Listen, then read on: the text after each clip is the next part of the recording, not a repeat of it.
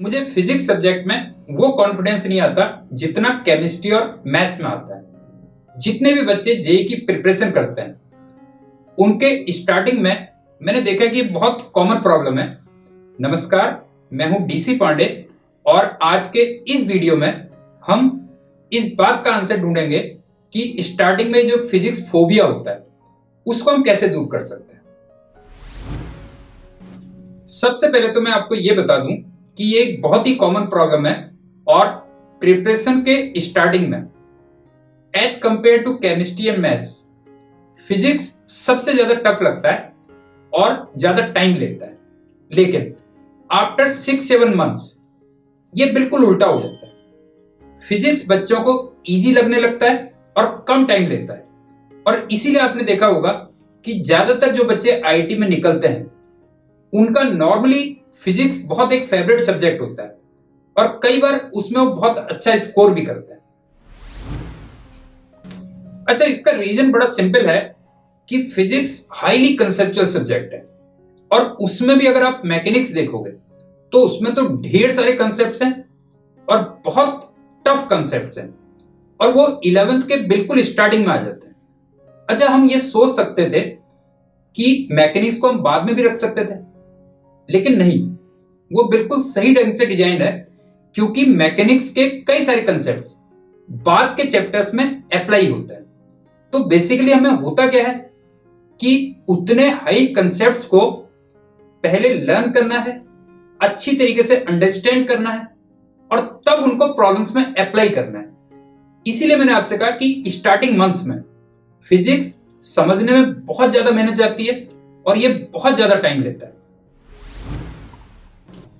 एक बार आपके फिजिक्स में कंसेप्ट्स बनने स्टार्ट हो गए तो इनडायरेक्टली आप देखिएगा ये और भी कई जगह हमें बहुत हेल्प करता है। इससे क्या होता है कि एक तो ब्रेन आपका शार्प होता है और फिर उसको हम बाकी सब्जेक्ट्स में और फिजिक्स के बाकी चैप्टर्स में आराम से अप्लाई कर सकते हैं। और एक चीज और भी है कि फिजिक्स के जो बाद वाले चैप्टर्स हैं वो इजी हैं एज कंपेयर टू इनिशियल जो चैप्टर्स हैं मैकेनिक्स के। तो इसीलिए मैंने आपसे कहा कि बाद में फिजिक्स में थोड़ा कम टाइम लगता है और कम एफर्ट्स लगते हैं, जबकि मैथ्स और केमिस्ट्री में क्या होता है आपको टिल लास्ट बहुत ज्यादा मेहनत करनी पड़ती है। जैसे मैथ्स में आपको बहुत प्रैक्टिस करनी पड़ेगी, केमिस्ट्री में आपको बहुत याद करना पड़ेगा, जबकि फिजिक्स के साथ में बाद के मंथ्स में ये प्रॉब्लम नहीं रहती है। अब पॉइंट ये आता है कि स्टार्टिंग मंथ्स में ये जो फिजिक्स का फोबिया रहता है इससे हम कैसे बाहर निकलें। तो मैं कुछ पॉइंट्स आपके साथ शेयर करना चाहूंगा। सबसे पहला तो ये है कि जो भी आपको कोचिंग में सर पढ़ा रहे हैं उसको 100% कंसंट्रेशन के साथ कंसेप्चुअली समझिए। इनिशियल कुछ मंथ्स में पेशेंस रखिए और कंटिन्यूअस रिवीजन करते रहिए, तो आप देखिएगा कुछ टाइम के बाद आपको फिजिक्स भी बाकी सब्जेक्ट्स की तरह इजी लगने लगेगी। वीडियो के लास्ट में मैं कुछ और पॉइंट्स ऐड करना चाहूंगा जो अदरवाइज भी आपको ड्यूरिंग द प्रिपरेशन बहुत हेल्प करेगी और वो पॉइंट्स मैंने अपने कई सारे वीडियोस में और इंटरव्यूज में पहले भी बोले हैं।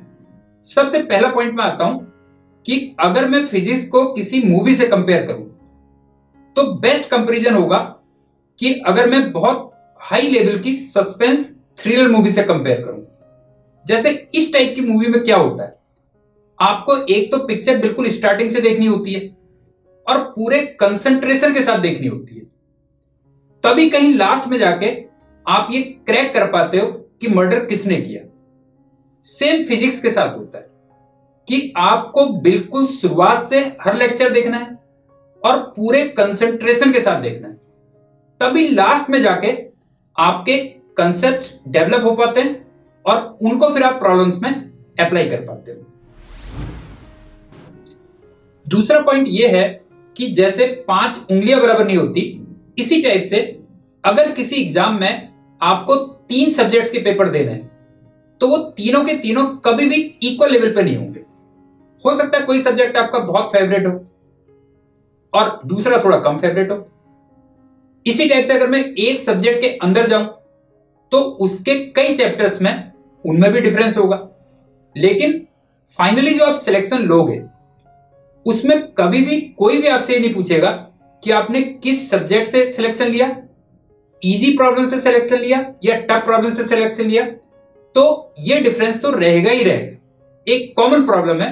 तो इसके बारे में बहुत ज्यादा सोच के आप अपने को परेशान मत करिए। तीसरा पॉइंट फिजिक्स सब्जेक्ट में ज्यादा अप्लाई होता है। मैंने देखा है कि टीचर्स का और स्टूडेंट्स की फिजिक्स को सीखने की या सिखाने की दो टाइप की अप्रोच होती है। एक क्या करते हैं कि प्रॉब्लम्स के थ्रू कंसेप्ट लर्न करते हैं और दूसरे कंसेप्ट्स के थ्रू प्रॉब्लम्स करते हैं। तो मुझे सेकंड अप्रोच ज्यादा बढ़िया लगती है और उसका रीजन बहुत सिंपल है कि एक्चुअल में क्या है, प्रॉब्लम्स तो अनलिमिटेड है। मतलब अगर आप एक चैप्टर काइनेमेटिक्स भी उठाएंगे तो मार्केट में उसमें इतनी सारी प्रॉब्लम्स है कि वो तो कभी खत्म ही नहीं हो सकती। पता लगा 2 साल भी आप पूरी काइनेमेटिक्स की प्रॉब्लम कर रहे हो तब भी खत्म नहीं होगी। अच्छा, कंसेप्ट्स लिमिटेड है तो आप पहले कंसेप्ट्स को अच्छी तरीके से लर्न कर लीजिए और अंडरस्टैंड कर लीजिए और उसके बाद आप प्रॉब्लम्स में स्विच करिए।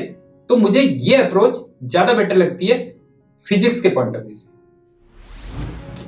चौथा और लास्ट पॉइंट जो अक्सर मेरे से स्टूडेंट्स पूछते हैं कि सर अगर किसी प्रॉब्लम में हम अटक जाते हैं तो क्या 2-3 अटेम्प्ट्स के बाद हमें उसका सॉल्यूशन देख लेना चाहिए या फिर किसी से पूछ लेना चाहिए। ये इस बात पर बहुत डिपेंड करता है कि आपके पास कितना टाइम अवेलेबल है। जैसे अगर आपने 11 से पहले प्रिपरेशन स्टार्ट कर दी है तो आपके पास सफिशिएंट टाइम होता है। तो उसमें तो मेरी कॉल ये रहती है कि 2-3 अटेम्प्ट्स के बाद अगर आपसे प्रॉब्लम नहीं हो पा रही है तो आप अभी सॉल्यूशन मत देखिए, कुछ समय के लिए उसको होल्ड पे रख दीजिए। जब आपका रिवीजन होगा और आपका माइंड डेवलप होगा तो आप देखना उसमें से ज्यादातर प्रॉब्लम्स आप खुद कर ले जाओगे। अगर आपने 11 से प्रिपरेशन स्टार्ट की है तो फिर यहां पे आपके पास थोड़ी टाइम की कंस्ट्रेंट होती है क्योंकि आपको तीनों सब्जेक्ट्स भी करने हैं, स्कूल भी करना है, तो उतना टाइम आपके पास अवेलेबल नहीं होता है और ज्यादा प्रॉब्लम्स का एक्सपोजर वो ज्यादा इंपॉर्टेंट है। तो उसमें तो मैं यही कहता हूं कि अगर आप 2-3 अटेम्प्ट के बाद प्रॉब्लम सॉल्व नहीं कर पा रहे हो तो उसके हिंट्स देख लीजिए, बिकॉज ज्यादा नंबर ऑफ प्रॉब्लम से गो थ्रू होना वो बहुत इंपॉर्टेंट है। और फाइनली मैं एक चीज और ऐड करना चाहूंगा कि अगर आपसे प्रॉब्लम सॉल्व नहीं हो पा रही है और आपके पास 3 ऑप्शंस हैं, हिंट्स देखना, डिटेल्ड सॉल्यूशन देखना और किसी से पूछना, चाहे वो आपके सर हो या फिर आपके दोस्त हो, तो मैं आपसे कहूंगा कि सबसे पहले आप हिंट देखिए। अगर उससे भी काम नहीं बनता है तो फिर डिटेल्ड सॉल्यूशन देखिए और जो पूछने वाला ऑप्शन है वो आपका हमेशा लास्ट होना चाहिए। अच्छा, मैंने कई बार देखा है कि बच्चे बड़े इम्पेशेंट हो जाते हैं, पता लगा उनको एक बार में प्रॉब्लम सॉल्व नहीं हुई, वो एकदम से पूछने चले जाते हैं, जो मेरे हिसाब से बिल्कुल भी सही नहीं है। तो अवेलेबिलिटी ऑफ टाइम के अकॉर्डिंग सबसे पहले आपको क्वेश्चन से फाइट करना है। अब वो कितनी बार फाइट करते हैं वो टाइम पर डिपेंड करेगा। फिर उसके हिंट्स देखना है, तब डिटेल्ड सॉल्यूशन पे जाना है और लास्ट में पूछने वाला ऑप्शन रखना है आपको। सो स्टूडेंट्स, आई होप कि आज के वीडियो में जितने भी पॉइंट्स हमने कवर किए हैं वो आपको जेईई प्रिपरेशन में आपकी हेल्प करेंगे। ऐसे ही कुछ पॉइंट्स मैं बाकी वीडियोज में कवर करूंगा। तब तक के लिए thank you and good day.